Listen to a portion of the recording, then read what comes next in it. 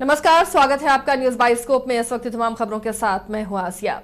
बिहार में चुनाव है और चुनाव को लेकर बिहार में हलचल बढ़ी हुई है। सभी पार्टियां अपने अपने तरीके से अब चुनावी मंथन में लगी हुई हैं, अपने अपने जातियों को गोलबंद करने में जुटी हुई हैं। इन सबके बीच में सबसे अहम बात जो है वो है सीट शेयरिंग में, क्योंकि दो गठबंधन आमने सामने नजर आ रहे हैं, इंडिया गठबंधन और एनडीए गठबंधन। अब इंडिया गठबंधन में सीट शेयरिंग को लेकर क्यों माथापच्ची हो रही है, क्यों बात बनती हुई नजर नहीं आ रही है, इसे हम जानने और समझने की कोशिश करेंगे। बिहार संपादक एस के राजीव हमारे साथ जुड़े हुए हैं पटना में। सीधे रुख करते हैं पटना का। राजीव जी, आखिर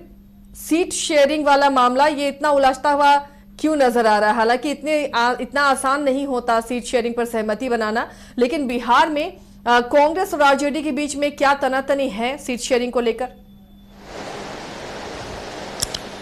नहीं, देखिए आसिया जी, दरअसल में महागठबंधन की जो बैठक है वो अभी तक में 5 राउंड बैठक हो चुकी है और उस बैठक के बाद भी सीट शेयरिंग का मामला जो है वो सुलझ नहीं रहा है, बल्कि और ज़्यादा ही उलझता जा रहा है। और देखिए कि कल जो बिहार कांग्रेस के प्रभारी हैं कृष्णा अल्लावरू साहब और राजेश राम और शकील अहमद जो हैं, वो ये तीनों लोग कल गए हुए थे तेजस्वी यादव के आवास पर। जबकि आपको पता है कि आज से 3 दिन पहले यानी कि 12 तारीख को विधिवत तेजस्वी आवास पर जो है इसको लेकर के बैठक हुई थी। और जब बैठक में बात नहीं बन पाई तो फिर इसके बाद ये लोग गए हुए थे तेजस्वी के आवास पर और वहाँ पर लगभग 2 घंटे तक तेजस्वी आवास पर जो है वो बैठक चली है। और लेकिन उसके बावजूद सीट शेयरिंग का जो है मामला अभी तक सुलझ नहीं पाया है। और जो हमारे सोर्सेज हैं वो ये बता रहे हैं कि तेजस्वी यादव 35 सीट से ज़्यादा देने को तैयार नहीं है और कांग्रेस जो है वो कम से कम इस बार 75 सीट की दावेदारी कर रही है। और जब मेरी व्यक्तिगत बातचीत भी हुई थी राजेश राम जी से, जब मैं उनका साक्षात्कार कर रहा था, तो उन्होंने कहा था कि इस बार सीट जो है वो कंफर्ट हम लोगों को सीट मिलेगा, कम से कम 70-75 सीट जो है वो इस बार कांग्रेस जो है वो आरजेडी से लेगी या फिर महागठबंधन में लेगी। वहीं दूसरी तरफ अगर आप देखेंगे तो वाम दल में जो है वो 3 पार्टियाँ हैं और वह वाम दल की तीनों पार्टी जो है वो इस बार मिला करके लगभग 50 से 60 सीट मांग रही है। वहीं आप देखेंगे कि मुकेश सहनी की जो पार्टी है, मुकेश सहनी भी कह रहे हैं कि इस बार हम 50 सीट से कम पर कंप्रोमाइज़ नहीं करेंगे। एक बीच में तो मुकेश सहनी यह कहने लगे थे कि भाई हम तो मैक्सिमम सीट लेंगे और आरजेडी के समकक्ष हम लड़ेंगे और खुद उप मुख्यमंत्री का हमको जो है वो कुर्सी दे आरजेडी। तो कहीं ना कहीं से सब कुछ आप कह सकते हैं कि महागठबंधन में सीट शेयरिंग के मामले में सब कुछ ठीक ठाक नहीं चल रहा है। हालांकि तेजस्वी यादव ने परसों जब वो मीडिया से मुखातिब हुए थे और जो उनके नेता हैं उन्होंने यह कहा कि भाई सब कुछ ठीक ठाक चल रहा है, हम लोग लगातार बैठक कर रहे हैं और आप लोगों को आने वाले दिनों में यह पता चल जाएगा कि वाकई में किस पार्टी को कितनी सीटें मिली है। लेकिन जो हमारे सोर्सेज बता रहे हैं उसके मुताबिक आरजेडी इस बार कम से कम 143 सीट पे चुनाव लड़ना चाह रही है, ताकि अगर वो 120 सीट चुनाव में जीतती है तो अपने बलबूते सरकार जो है वो बिहार में फॉर्म कर सके, और ये आरजेडी की मंशा है। दूसरी तरफ आसिया जी, कांग्रेस जो है वह चाह रही है कि हम 75 सीट पर चुनाव लड़ें। वहीं वामदल के विषय में मैंने आपको बताया कि 50 सीट कम से कम वो लोग डिमांड कर रहे हैं, 50 से 60, और मुकेश सहनी जो है वो भी कम से कम 50 सीट। तो इधर अगर आप पूरे को कैलकुलेट कीजिए तो आपको लगभग 250 के करीब ये लोग सीट मांग रहे हैं और बिहार में 243 ही जो है वो सीट है। लेकिन मुझे जो लग रहा है कि ये लोग अंततः इस बात पर रजामंदी अपनी देंगे कि भाई मान लिया कि 80 सीट, अभी 78 सीट जो है वो आरजेडी के पास है, सीटिंग एमएलए है। तो पिछली बार मुझे लगता है कि संभवतः 100 सीट पर आरजेडी चुनाव लड़ी थी, 100 या 120 सीट पर। हमको लग रहा है कि वही सीट जो है वो रहेगा। कांग्रेस को पिछली बार भी लगभग 25-30 सीटें दी गई थी। इस बार हो सकता है कि कांग्रेस को कुछ सीट बढ़ाया जाए, उनका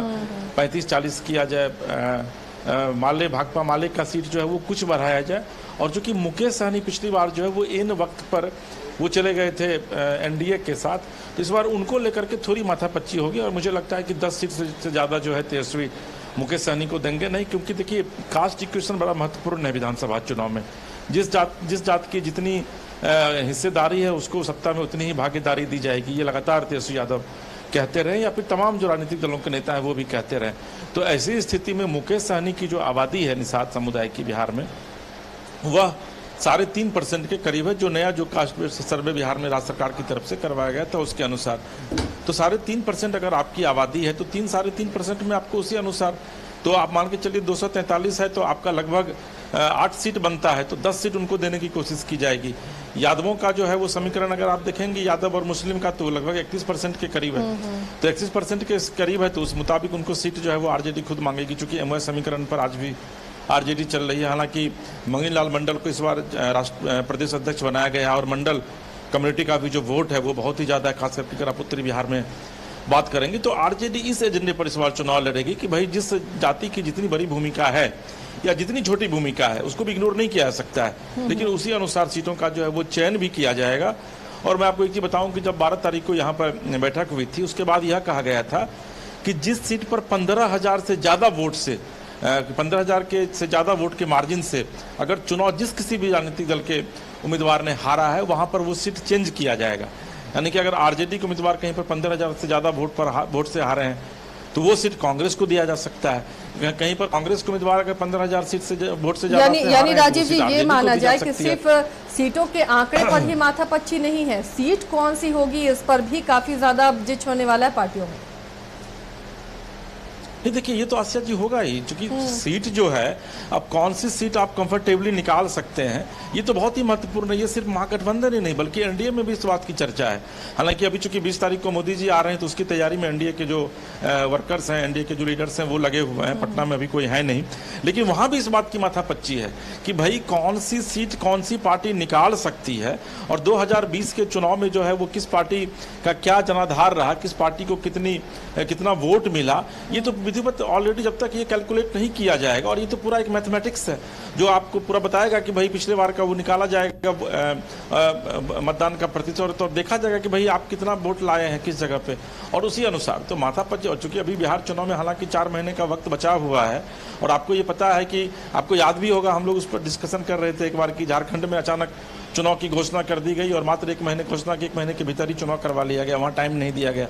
तो बिहार में भी कमोबेश ऐसा ही होगा। लिहाजा अभी से कई जो राजनीतिक दल के जो नेता हैं वो अपनी दावेदारी भी पेश कर रहे हैं और दावेदारी को इसलिए भी स्वीकार नहीं किया जा रहा है क्योंकि जब तक पूरे तरीके से चाहे वो महागठबंधन हो या फिर एनडीए हो ये इस बात की तैयारी नहीं कर लेगा कि भाई कौन सी सीट उसके लिए सिक्योर है, किस सीट पर बहुत ज़बरदस्त मुकाबला होगा। अभी हम लोग चला भी रहे हैं सीट स्कैनर, उसमें आप बताती भी हैं ऑलरेडी जो भी नेता है उनको, तो उसी जिस तरीके से हम लोग सीट स्कैनर कर रहे हैं उसी तरीके से वो लोग भी सीट स्कैनर कर रहे हैं। तो हम लोग का जो सीट स्कैनर और उनके सीट स्कैनर में अंतर यही है कि वो लोग एक एक वोट को कैलकुलेट करते हैं और उसके अनुसार फिर अपनी पार्टी के या फिर जिस पार्टी को भी सीट देना होगा वो दिया जाएगा। लेकिन इतना तय है कि कांग्रेस जो है वो महागठबंधन का साथ नहीं छोड़ेगी, या हो सकता है क्योंकि राजेश राम जी से जब मेरी बातचीत हुई थी आशा जी तो उन्होंने कहा था कि अगर कंफर्टेबली सीट हमको नहीं दिया गया महागठबंधन में तो फिर उसके बाद राम और कृष्ण की जोड़ी यानी कि कृष्णा अल्लावरू और राजेश राम की जोड़ी जो है वो बिहार में कमाल करती हुई नजर आएगी आपको आने वाले इस विधानसभा चुनाव में। लेकिन मुझे नहीं लगता है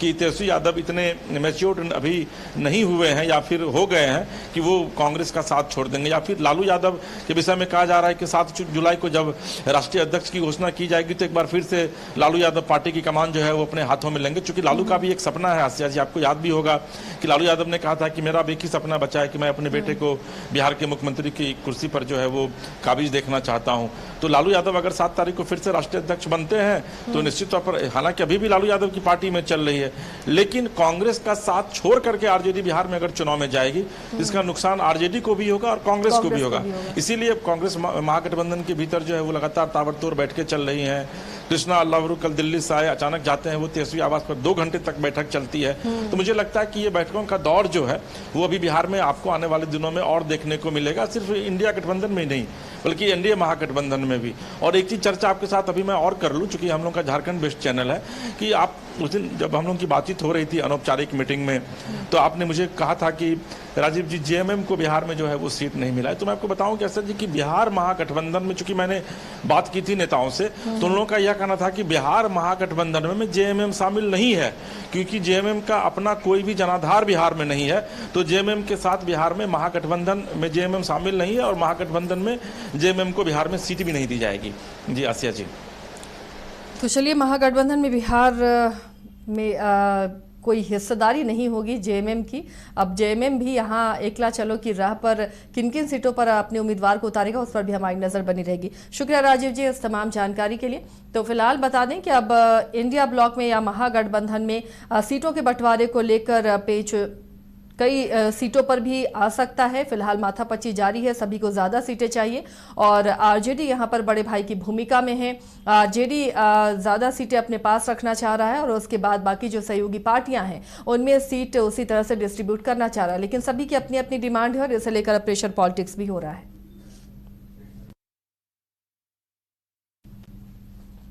गोल जहां 27 वर्षों के सफर में 17,000 से भी अधिक छात्रों ने डॉक्टर एवं इंजीनियर बनकर भरे सफलता की ऊंची उड़ान, जहां साधारण छात्र भी असाधारण सफलता प्राप्त कर बना रहे इतिहास। दूरदर्शी शिक्षाविद श्री विपिन सिंह के मार्गदर्शन में मेडिकल एवं इंजीनियरिंग के लाखों छात्रों के लिए आशा की किरण के रूप में गोल्ड रिजल्ट फैक्ट्री